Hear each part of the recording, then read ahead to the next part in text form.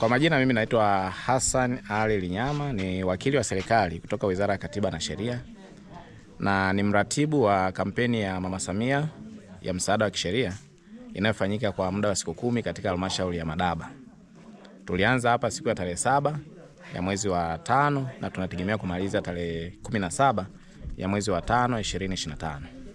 Katika kampeni hii tumefanya maeneo mbalimbali kwa kuanzia tulianza maandalizi, lakini kampeni ilianza siku ya tarehe 9 pale kijiji cha Hanga Kadinda ambapo mwenge ulilala. Kwa hiyo siku ile mwenge unapopokelewa tulikuwa tuko pale tukiwa tunatoa huduma ya msaada wa kisheria kwenye masuala mbalimbali kama vile masuala ya elimu ya kisheria, tulitoa elimu ya uchaguzi, tulitoa elimu ya mirathi na ndoa, lakini pia tulitoa elimu kuhusu ukatili wa kijinsia. Kwa ujumla wake mwitiko ni mkubwa, wananchi walikuwa wakifurahia sana, hasa inapokuja swala la ndoa na mirathi, ukatili wa kijinsia pamoja na masuala machache ya ardhi. Kwa ujumla wake kitu ambacho tumejifunza tukiwa halmashauri ya Madaba ni kwamba wananchi wengi wanapitia changamoto kwenye masuala ya ndoa na mirathi. Kwa sababu hayo ndo maeneo ambayo wamekuwa wakiuliza sana na wamekuwa wakilalamikia sana. Hatujapokea mgogoro hata mmoja kuhusiana na mambo ya jinai, hatujapokea migogoro michache sana kuhusiana na swala la ardhi, lakini migogoro mingi inahusiana na swala la ukatili, mirathi na ndoa. Ni kwa kiwango gani mmeweza kuwashauri pindi mnapopokea malalamiko kama haya? Tumekuwa tukifafanua matakwa ya sheria hasa linapokuja swala la ndoa, kwa maana ile misingi ya ndoa, lakini kuepuka vitu ambavyo vinaweza kusababisha kuvunjika kwa ndoa, kama vile kukosa uaminifu, uadilifu kwenye ndoa, lakini kutoa siri za ndani za ndoa nje kwa watu wasiohusika.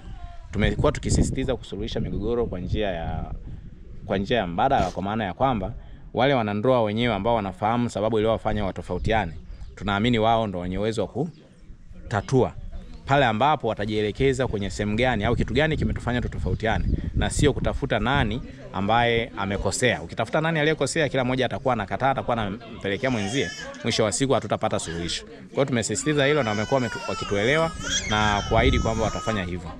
Kwa hiyo kwa ujumla wake ni kwamba tumejitahidi kusisitiza sana matumizi ya njia mbadala za kutatua migogoro, hasa matumizi ya viongozi wa kimila, viongozi wa dini, wawe mchango mkubwa badala ya watu kukimbilia kwenye vyombo vya serikali au vyombo vya dola kama vile mahakama, polisi. Miongoni mwa elimu ambayo umetoa pamoja na masuala ya utawala bora, kwa nini utawala bora imekuwa ni miongoni mwa masomo ambayo mmekuwa mkitoa kwa wananchi?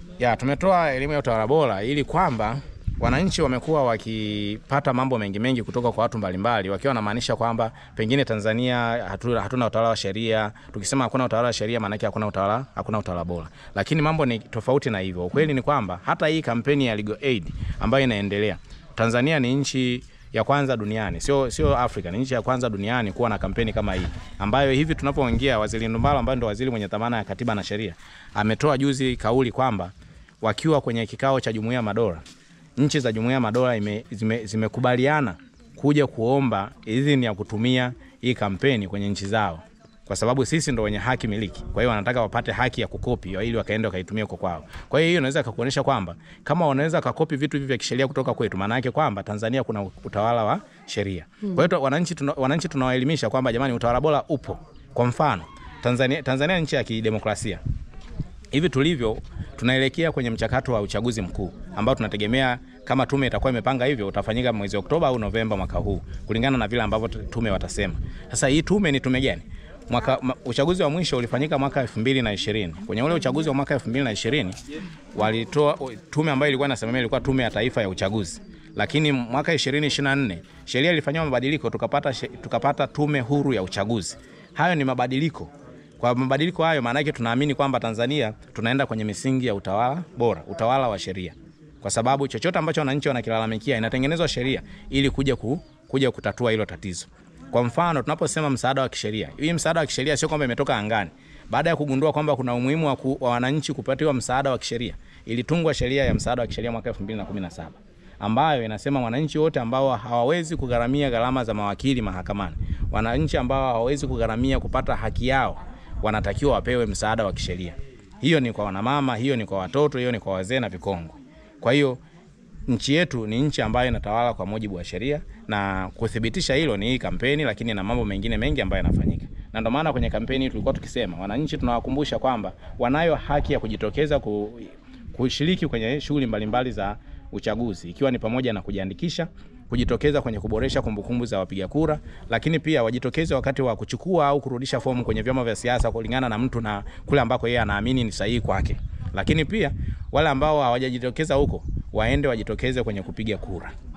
Lakini mwisho wa siku ni lazima tukubaliane na matokeo, kwa sababu tunapoenda kwenye kura ni kama tunaenda kwenye ushindani. Mkienda kwenye ushindani lazima mmoja ataibuka kidedea, mwingine atakuwa ameshindwa. Kwa hiyo haitakiwi mtu akishinda unaanza kulalamika fulani au fulani, kwa sababu kura ni siri. Hata kama umefuatwa na watu 100, huwezi kuamini kama watu 100 wote watakuchagua siku ya mwisho. Kwa hiyo kwa sababu tuko kwenye misingi ya sheria, tuheshimu sheria kabla, wakati na baada ya uchaguzi. Kwa majina naitwa Evodia Kapitingana, ni afisa maendeleo ya jamii kutoka ofisi ya mkurugenzi wa halmashauri ya wilaya Madaba. Tupo na zoezi la kampeni ya msaada wa kisheria katika halmashauri yetu, na kampeni hii inafanyika katika kata zote 8 na vijiji vyote, tukipita kutoa elimu mbalimbali ikiwemo masuala ya mirathi, ndoa, ukatili wa kijinsia, lakini pia tukizungumzia masuala ya uchaguzi kwa viongozi wote wa serikali za vijiji wa maeneo husika. Katika jamii yetu au katika zoezi hili, mwitikio wa watu kuja kushiriki na kusikiliza elimu hiyo ni unaridhisha, kwa maana watu wanaokuja ni wengi sana. Lakini pia tunazungumzia masuala ya ukatili kwenye jamii, kwa sababu kuna matukio mengi sana ambayo yanatokea, ikiwemo unyanyasaji dhidi ya wanawake, unyanyasaji dhidi ya watoto, na pia hata kuna baadhi ya wanaume wananyanyaswa kupitia familia zao.